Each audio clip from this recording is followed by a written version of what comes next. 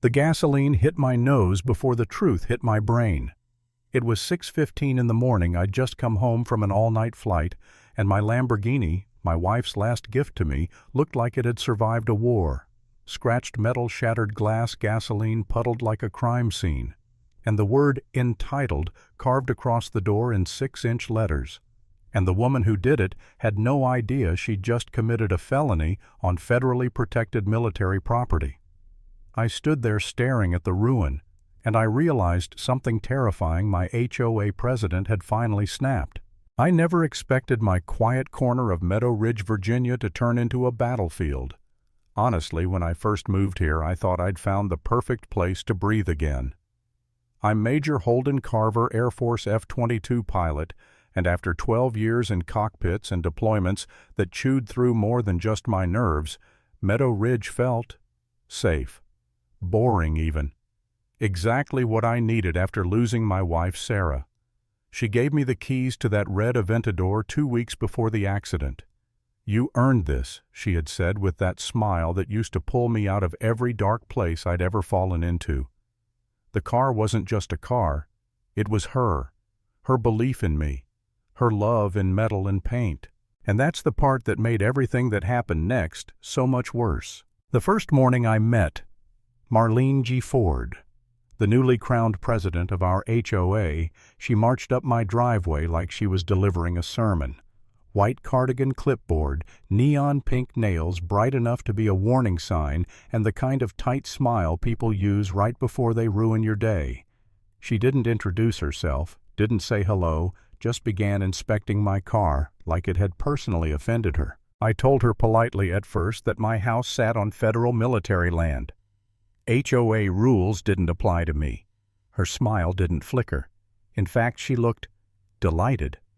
"We'll see about that," she said, tapping her clipboard like it was a badge of authority.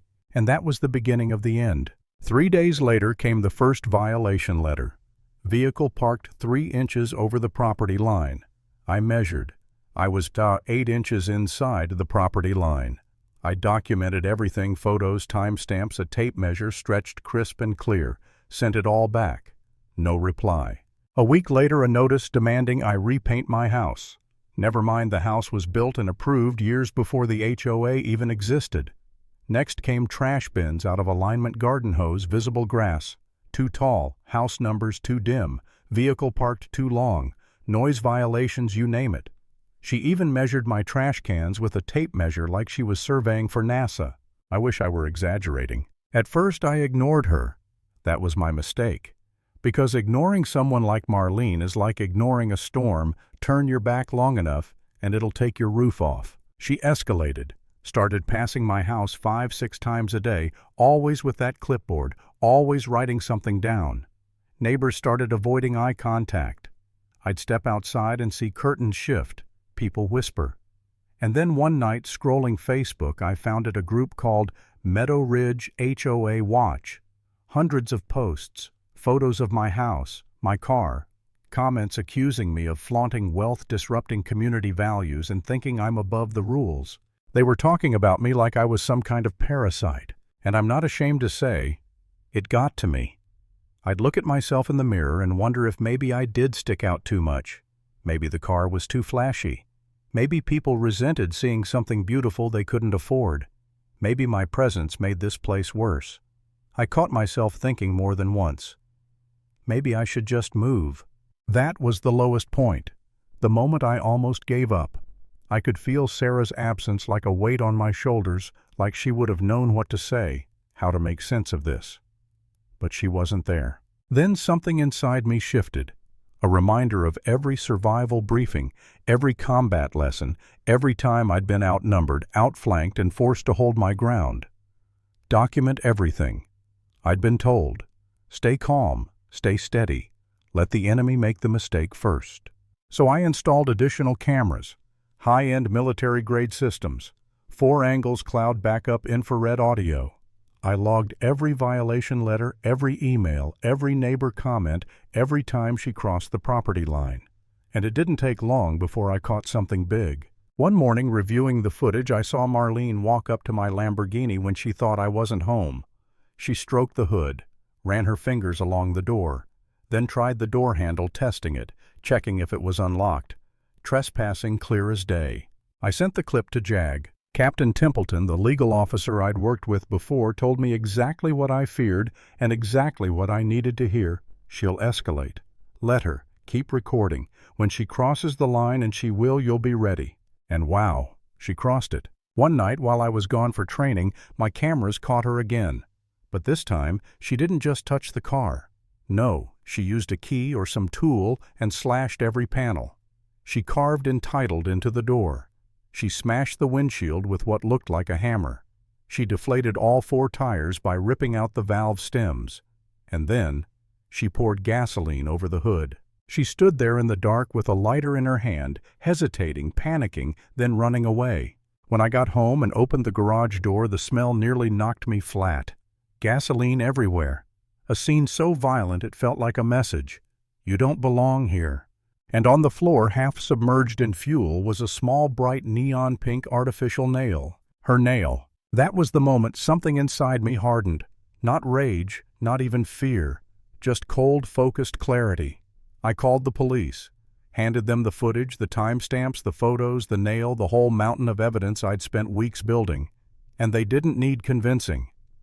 "We're arresting her," one officer said. "This is criminal destruction of property. And it's federal trespassing." She was arrested that afternoon. But this story doesn't end with handcuffs. 4 days later, she made bail. And 4 days after that, at almost midnight, my security alert went off again. Motion detected, rear perimeter. When the feed loaded, my stomach dropped. She was climbing my fence. Dark hoodie backpack moving clumsy and frantic. She slid through the backyard, went straight to the kitchen window, broke it, and crawled inside my house. Inside, she carried a red gasoline can in one hand and a hammer in the other. She muttered to herself, pacing the living room, splashing gasoline across my couch, whispering, "You ruined my life. You think you're better than everyone. You think you're special." She pulled out a lighter, and that's when I stepped out of the shadows. "Put it down," I said, voice steady, command level calm. She spun around, eyes, wild hair a mess, makeup smeared like a mask melting off her face. "You?" She raised the hammer. "This is your fault." She charged. My training kicked in. Time slowed. I stepped inside her swing, pinned her wrist, twisted until the hammer clattered onto the floor. She tried to claw at my face, scream, kick, pure panic, like someone drowning who'd rather take you down with them than reach for air. She collapsed, sobbing. "Why won't you hit me?" she screamed. "Just hit me. Hit me." "Because that's not who I am," I said. "I'm not you." Police lights flashed through the windows. Sirens approached. Officers burst through the door, weapons raised. They cuffed her, read her rights, and led her out of my house while she cried and mumbled apologies. "I couldn't stop," she whispered as they walked her away. "I couldn't stop." And that right there was the end of Marlene G. Ford. I wish the story had some neat, tidy closure. It didn't.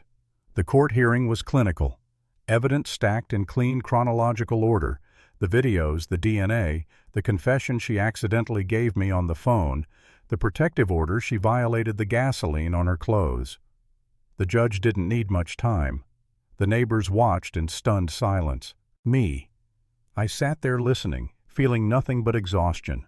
Months of harassment, 2 destroyed nights of property, a nearly torched house, and a woman who'd somehow convinced herself that burning my life down would fix hers. When the officers led her out of the courtroom, she didn't look at me. She looked through me like she was finally seeing the truth she'd refused to accept from the start. She was never in control. Not of me, not of the HOA, not of anything. And that was it. No victory parade, no triumphant moment. Just an empty courtroom and the quiet knowledge that the storm had finally passed. I walked out into the afternoon sun, the same street, the same houses, the same neighborhood that had watched all of this unfold. Nothing looked different, but everything felt different, because I'd learned something the hard way, something Sarah had tried to teach me long before all this began. Dignity isn't what you own. It's how you carry yourself when someone tries to take it away. And sometimes, the only way to win is to stay standing while someone else falls apart. Sometimes the strongest thing you can do is refuse to break.